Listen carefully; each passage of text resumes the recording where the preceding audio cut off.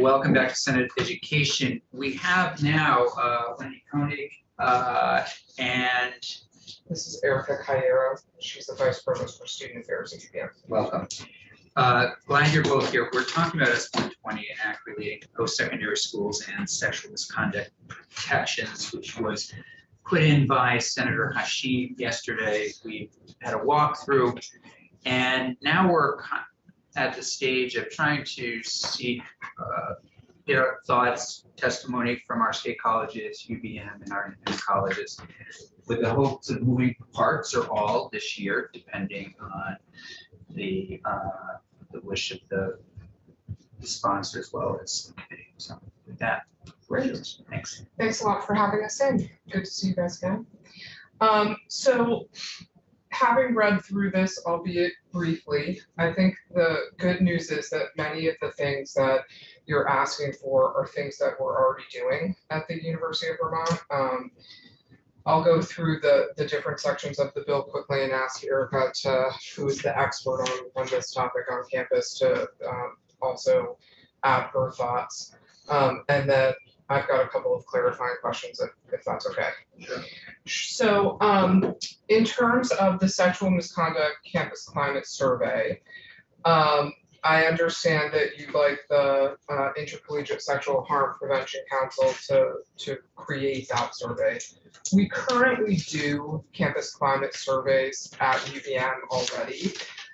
They are not specific to sexual misconduct, but they do include a section about sexual misconduct in our campus climate survey. And do we do that biannually? Mm-hmm. So we already conduct a survey that's similar biannually. So, and I know we have representatives that are on the Intercollegiate Sexual Harm Prevention Council. So I don't know if it would be helpful to have folks on that group look at what we currently do and use that as a model, perhaps, or compare and contrast to what other colleges are doing. But I think at this point, most schools in Vermont are doing some sort of campus climate survey that includes at least a very robust section on sexual harm in their campus climate. I think the other thing really quickly about that is that I think that when we have an external entity that handles the data within a campus climate survey, we have to be careful about that, because we are required federally to protect students' privacy in those. And so I would want to make sure that we're able to maintain control of the data that we have and not have it subject to hacking or whatever. I think that we are concerned a little bit about the having someone else control the data that we put forth in our own surveys. And this bill puts forward the name of an actual entity. Is that accurate to collect the data? Would that be the Intercollegiate Sexual Harm Prevention? That's what it says in the bill, yes. Yeah. I assume we're kind of take this section by section. Mm-hmm. Okay. So being that we have a benefit of having the bill sponsored, yes, great. Yeah. Is there Senator Hashim, is there potentially a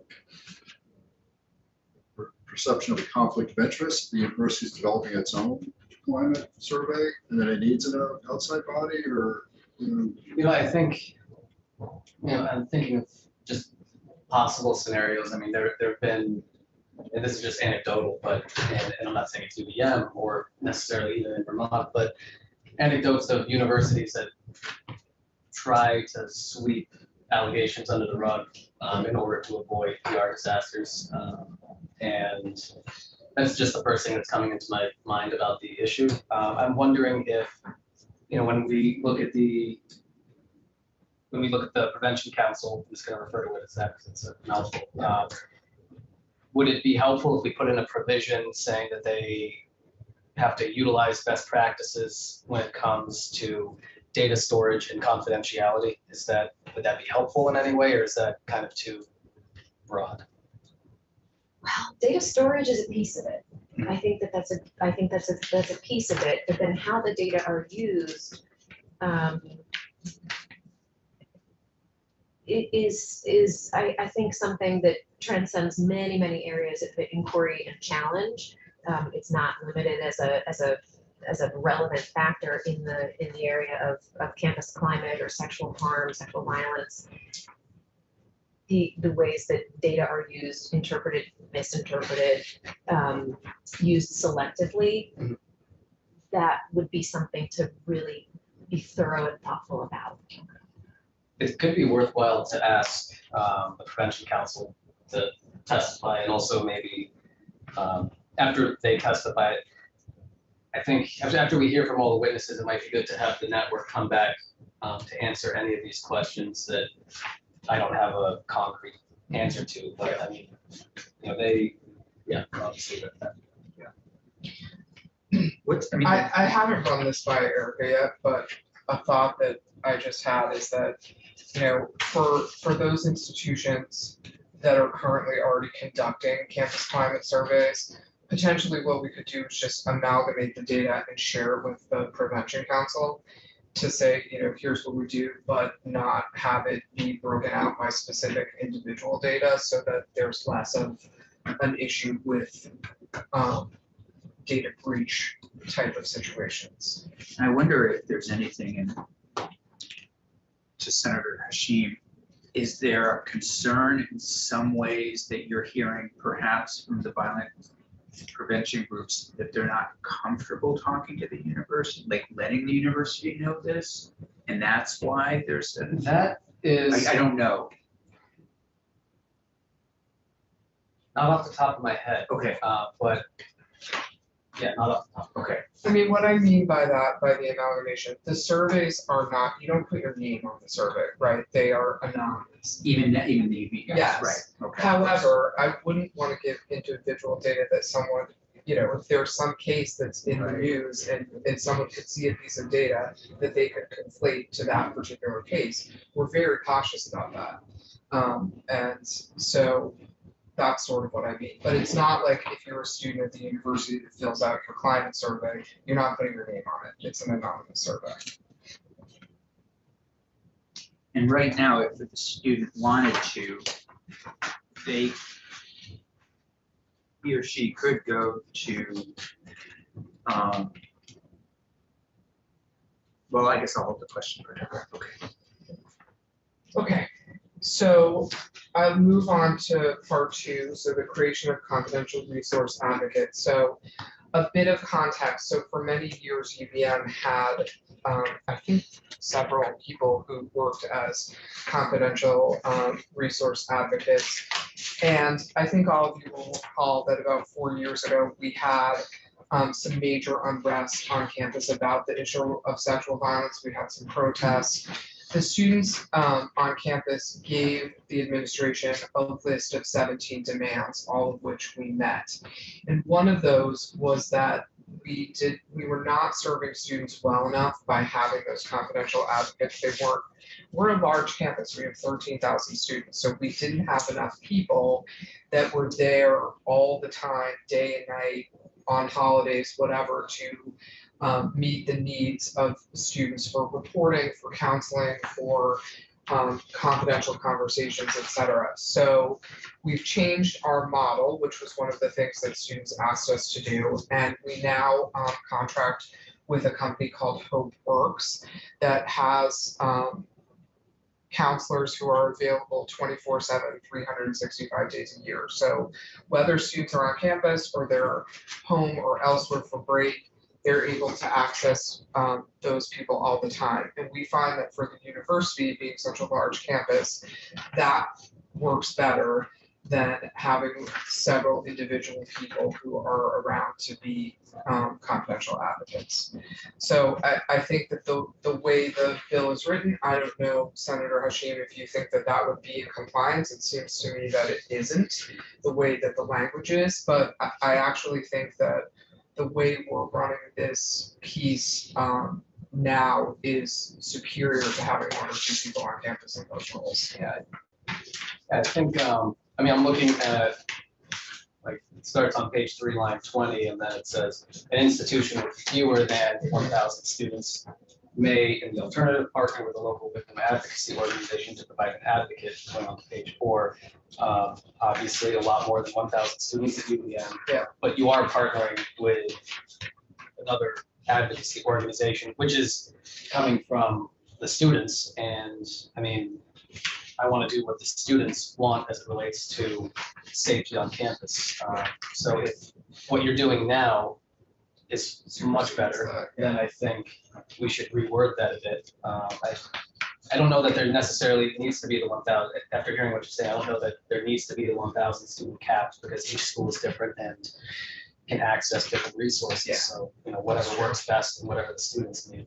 Yeah, and I mean, so I'll give you another example, and I'm sure Susan Stiley will have some more to say about this, but I happen to be a trustee at Sterling College in Craftsbury, Vermont, which right now has 87 students. It's one of the smallest schools in the United States. So having a full-time confidential advocate is probably not going to work for them. There's someone on that campus that fulfills that role, but they have other duties, not just that as a duty. So I think that, you know, Vermont has such a varied level of institutions of higher ed that it can't be one size fits all. So I definitely think that there are different models to how to do it effectively. Does the person have to be, does this require a full-time person, 2 full-time people, or can it be part? I believe Can it does. faculty members for, okay, are full-time? The bill is asking for it to be a full-time person. Yeah. Senator Weeks. So I have one question which kind of can go both ways here. From the university perspective, do you roll your faculty and staff into these climate surveys and what have you? Please. Indeed, we do. Okay, Yes, thank you. it's a community, yeah. And to Senator Hashim, is it the intent of the bill to do that same approach across the campuses across the state? The same approach to have staff Faculty who and can staff. do this while also doing other things? That it serves as a conduit for complaints, issues, Yeah. No. Faculty, staff, and students. right? Yeah. Not just students. Oh, okay, got it, yes. Is that, because it's, the language doesn't really say it's all about students, but I think that's probably somewhat implied. And I'm wondering if it's, from the UVM's perspective, useful to have faculty and staff. I think that it should encompass all of that. If there's something I'm missing in the language that precludes staff and faculty, then I think. It doesn't, but it also doesn't explicitly call it out that it's one way or the other. Anyway, just. Yeah. it says- No, no, I mean, we know that sexual violence on college campuses isn't limited to students, right? So we want to make sure that everybody is included in the reporting mechanisms and feeling that they have a place to go to talk about issues, make complaints, et cetera. Senator Williams. Do you still use residence administrators, RAs? Yes. So is there some way that they could be incorporated in that conduit? They're trained. They are trained. They are Okay. trained. It is worth noting that a majority of employees of all sorts on campus are mandated reporters, so they can't be confidential resources. It would be in violation of the Clery Act. So that would be a tricky line to try to walk. Yeah, so I'm a mandatory reporter, and you're a mandatory Yeah. reporter. Could be somebody they could go to, though, that could point in the right direction. Yeah. The RA. Yes, Absolutely. absolutely. That's exactly what we hope will happen and does happen. Okay, section 3, the requirement to maintain a memorandum of understanding with local sexual assault programs. So this one I'm a little confused about and wonder if I can ask what the goal of this piece is. I mean, would something like Hope Works, with whom we already contract, satisfy that requirement of the bill? I mean, think so, yes. yeah, I mean, I know that in the language, it says something about maintaining an MOU with the network for their affiliate. And I mean, I think we're already doing that by the services that we provide. My only concern with that language, Senator Hashim, and it's because I'm a lawyer and I just cannot help myself, is that I don't know that the legislature can tell a college or university, particularly a private one, that they must contract with anybody. And particularly a specific nonprofit or corporate entity, so I think that could be problematic. I agree with you.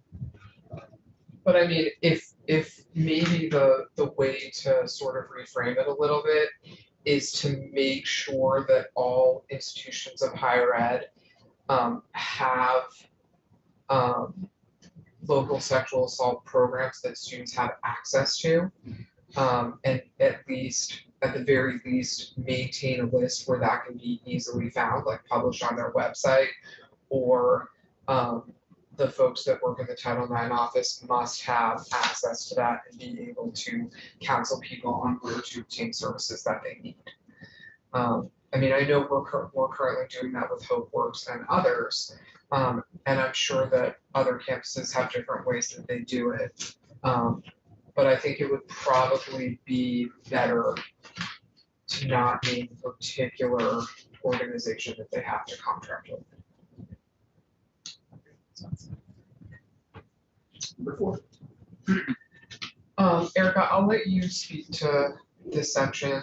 I think that we probably, the provision of amnesty for good faith reports of sexual misconduct.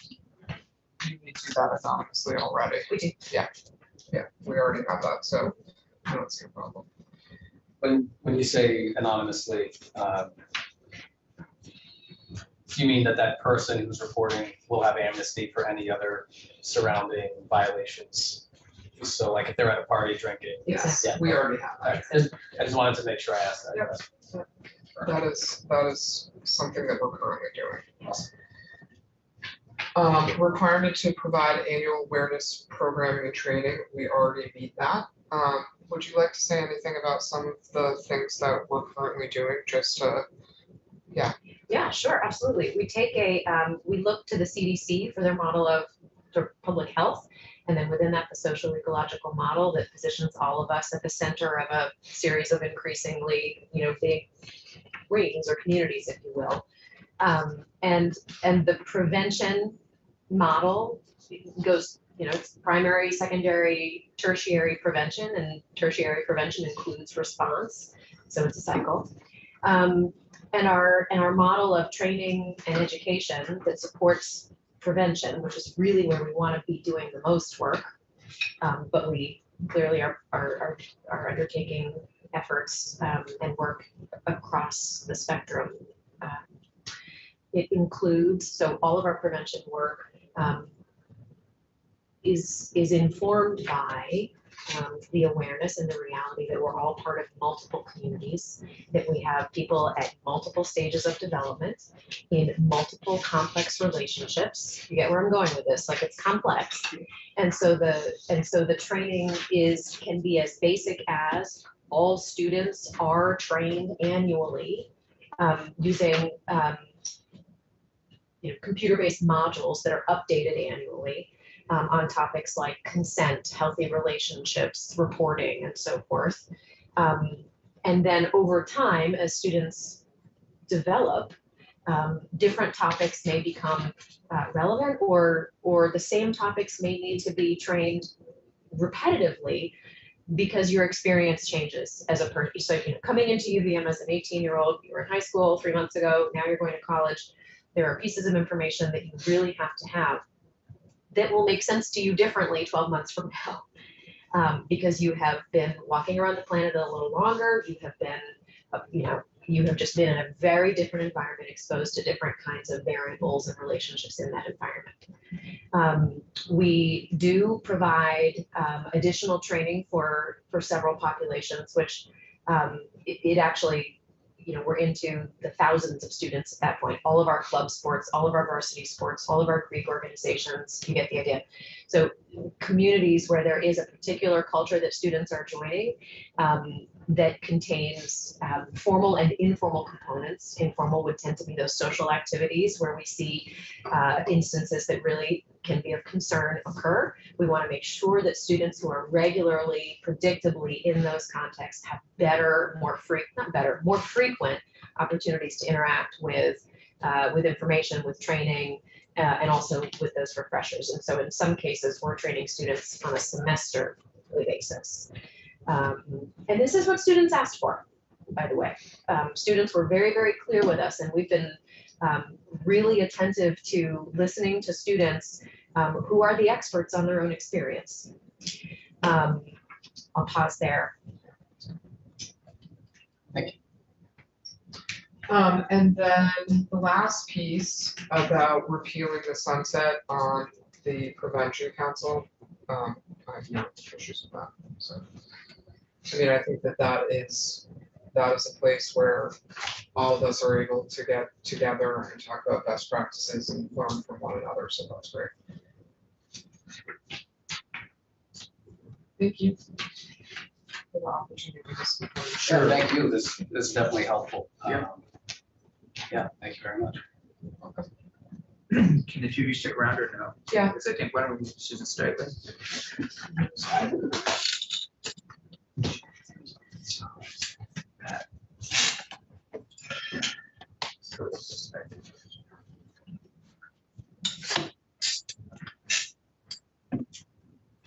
She here? Okay. There she goes. Susan, thanks for joining us. I think. Hi. Thanks for having me today on this important topic. As you know, I have 12 private colleges that I work with. So this is not one of my areas of expertise. So I can't speak for every college and what every college does. But so I'm going to sort of paint some broad brushstrokes, unlike UVM, where it's one institution and they know more on the ground. Just to encourage you to when you take this a bit further, that I know many of the Title IX coordinators would like to come in and testify, so you can really hear how things work on the ground. And a couple have already said that they'd be interested in testifying, so that you can learn more about how things proceed in reality.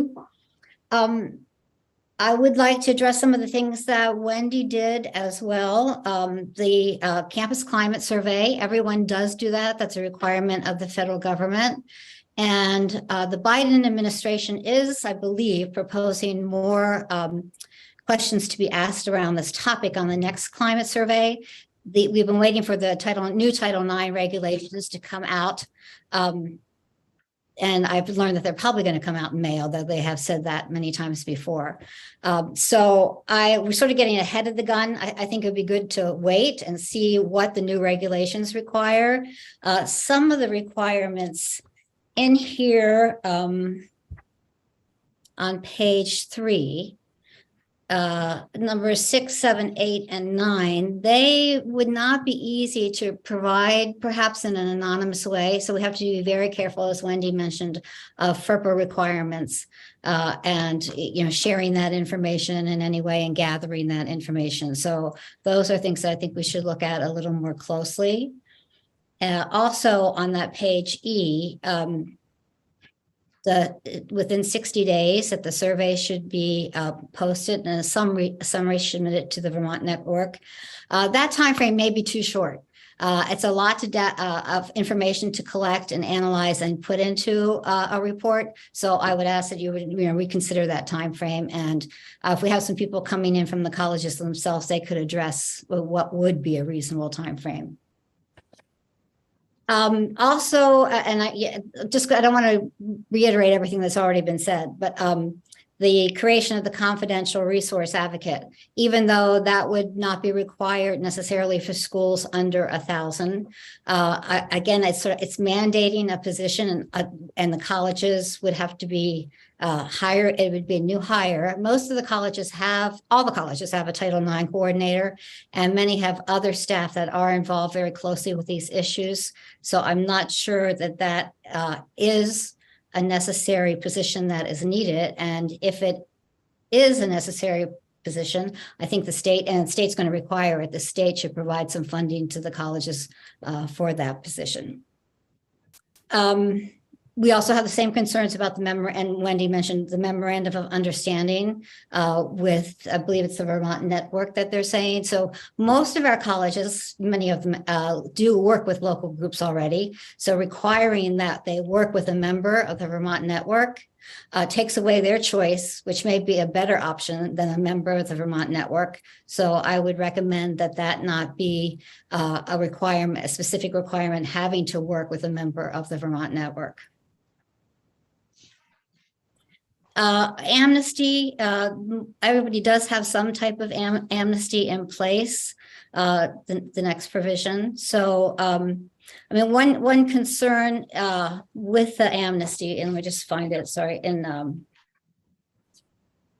is that you have to be careful that students don't use that amnesty reporting to, they've been at, say, at a drinking party and they've been doing something and then they might want to report something just to get themselves off the hook from a disciplinary action. So that I think is something, I can't really speak to the details of that, but I know some of the staff at the college could, and some of the incidences that they've had where that might be a concern. So I just wanted to flag that for you. And the requirement of annual training is, and that is something that all the colleges do as well. They have trainers that they do work with. So again, I think many of these things are happening on the campuses, and so that you're hearing directly from some of the campuses as to what's going on the campuses. You might see that there's some redundancy in here. And again, I would say that waiting until the new Title IX regs come out, some of this might be addressed, this might not be necessary, and they're going to be released fairly shortly, although we don't trust that that'll really happen, but I think that's been said before, but it is supposed to be May, and it's been a long time in coming. So I'd be happy to take any questions. Oh, one other thing I did want to say on the climate survey, because as Wendy mentioned, Sterling College and how small it is, but we have 6 colleges that are under 600 students.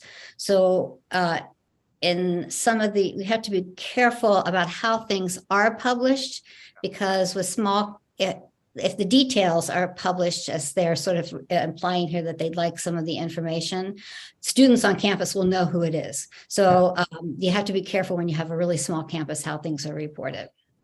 Thanks, it's a great reminder, because I know we have that with our pre-K through 12 with small schools as well.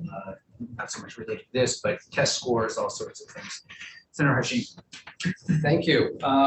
So one question I had, the campus climate survey, you said that it's already federally required, and the requirements that are listed in section 1, do those, to the best of your knowledge, does that match what's currently in the federal campus requirement, campus reporting requirement? I actually don't know what is required in there, so I can't really address that. I know that some have indicated that some of these, one staff person indicated that some of these are new for them, but I don't know which ones are already in there, but I can find that out for you. Okay, thank you very much. And regarding the statement that you made regarding amnesty, I just have to respectfully push back a little bit on that. I mean, I know that, you know, no law or provision is going to be perfect, and you know, I know people are crafty and to avoid getting out of trouble. But, you know, when I look at the cost benefit analysis of, you know, might there be a student or two who uses amnesty to try to get out of getting in trouble, but might there also be plenty of other students who use it to report, you know, as it states in the provisions, of good faith, or does it say that? Well, yeah, a good faith violation, good faith report. I would want to keep it in because, you know, I think that when you look at the cost benefit, I want to make sure that those students have that amnesty. So just wanted to put that out there, but I do appreciate you voicing the concerns. Great, thank you. Any other questions for Ms. Steigley before we move on to Ms. Levasseur? Thanks, Susan. Thank you. Thank you. Familiar face, thanks for joining us. Hello again. So for the record, Catherine Lavasser, Director of External and Governmental Affairs for the Vermont State Colleges System. Thank you, Chair Campion and committee, for the opportunity to weigh in on this bill.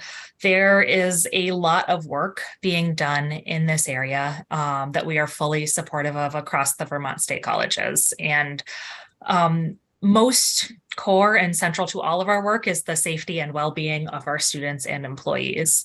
We are engaged in these conversations with both our state and national peers, and we have really incredible people working on our staff and in our administration at both institutions to address this. So I want to start by just painting a little bit of a picture of the Vermont State Colleges.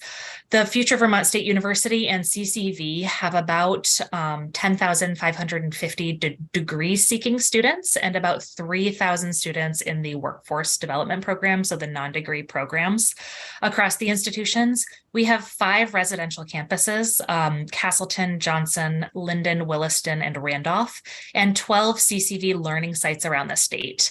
Additionally, we have remote learning sites, and so these serve in the 9 to 40 student range. And these are mostly for our nursing program and some of our workforce programs and apprenticeships. These are also located throughout the state. Sometimes they're co-located at CCV, sometimes they're located at an employer, a hospital or health agency, for example, or a CTE center.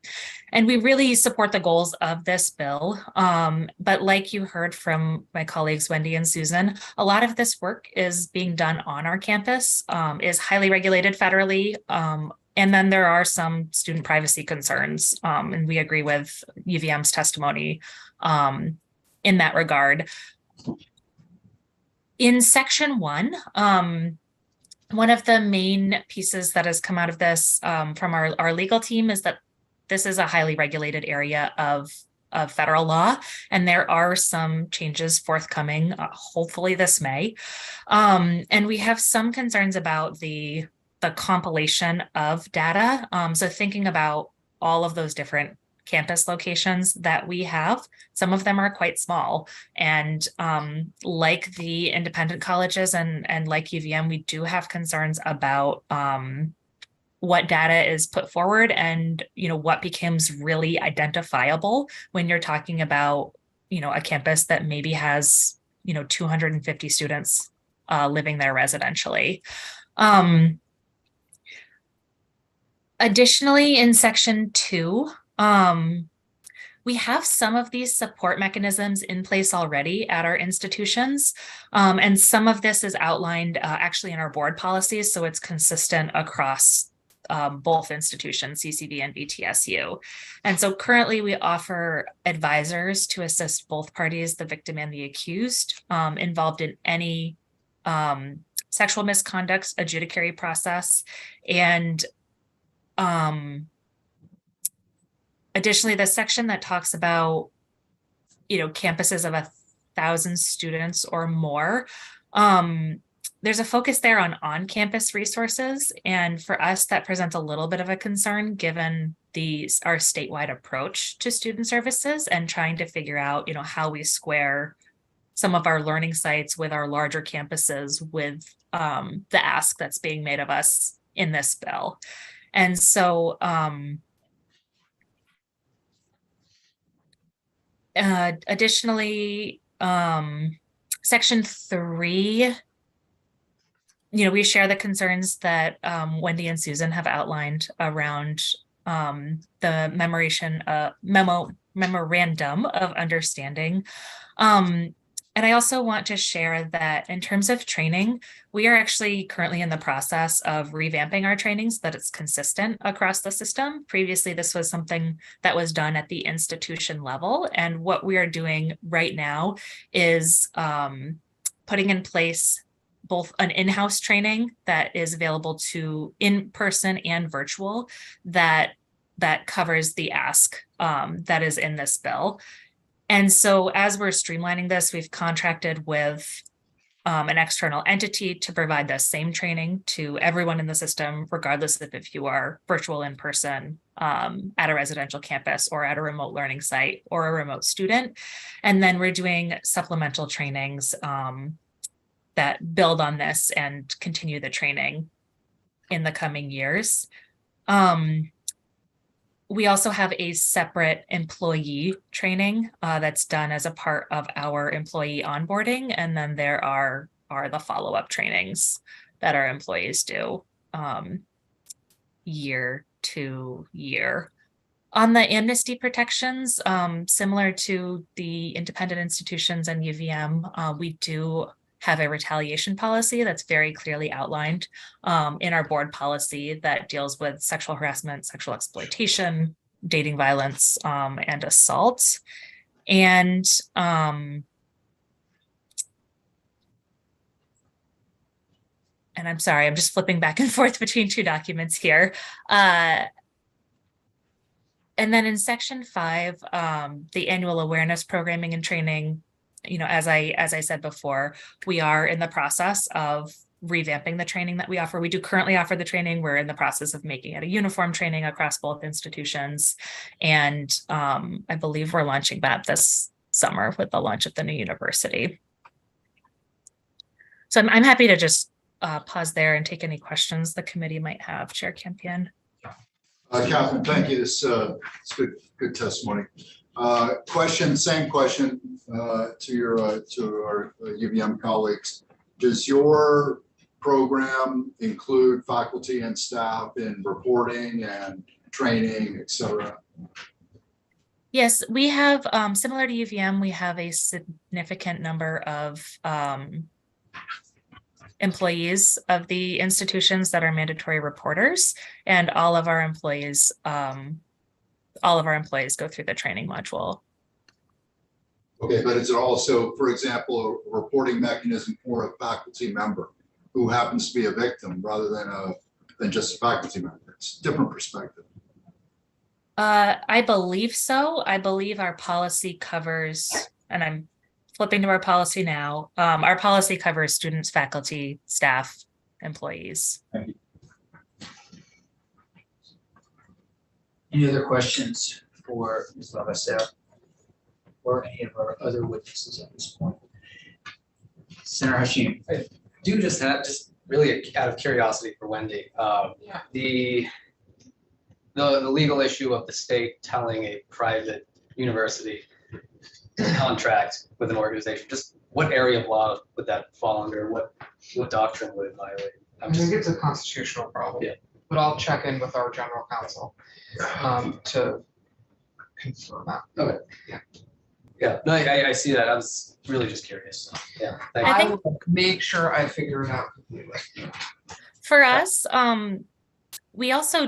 we have pretty strict policies about our RFP processes, and I know this potentially came up in my previous testimony on a different bill, but typically when we seek request for proposals, sorry. So typically when we I didn't seek hear a the con, let me move my mic up. Typically when we seek a contract with an external entity, we go through a pretty extensive and very public request for proposal and response to that request for proposal process. And we have board policies and procedures that govern how we are to enter those contracts and who has signing authority, et cetera. And so something like this may go through a process like that, but being prescribed who that contract goes to could potentially be problematic for us and would put us in violation of our board policies. Thank you. So Senator Hashim, I think one of the questions, well, for all of us, but you in particular, is what direction would you like to go in now, given this information? Think about it. I mean, one of the things that I'm just thinking about as one option is asking the various parties here to perhaps have a little time with the network and come up with some kind of path forward. If you know, just we can keep going like this too, and we can all get there. But sometimes just asking people to come back to us, particularly given that the Biden administration may have something out in May. Yeah. What I was just about to say is, given that I didn't know the new survey, I mean, it wouldn't make sense to partially duplicate and then have institutions have to deal with two different surveys when, let's just say 75% of the information overlaps. So I mean, for now, I'd be fine with actually just removing section 1 and then watching to see what happens with the proposal or with the survey that comes out in May. And then I think section 2 could use some change in language to address some of the concerns that were brought up regarding regarding the numbers of students. Yeah, starting on line 20, going up to the next page. Could change language there to address the concerns that were raised.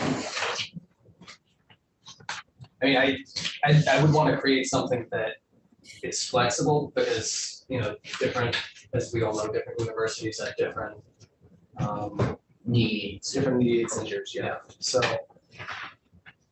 some of my first thoughts. And then I hear the concern about, you know, on section 3, the compulsory contracting with the Vermont network. That's something that we can, that I'm totally fine with changing around with and having a further discussion. I like the amnesty protections and oh, and then there was the what was that? Section 5, there's really no controversy, I don't think. Yeah, and then there was the right, and then the back to section 2, the confidential resource advocates that was brought to our attention. That's that could be potentially unfunded mandate.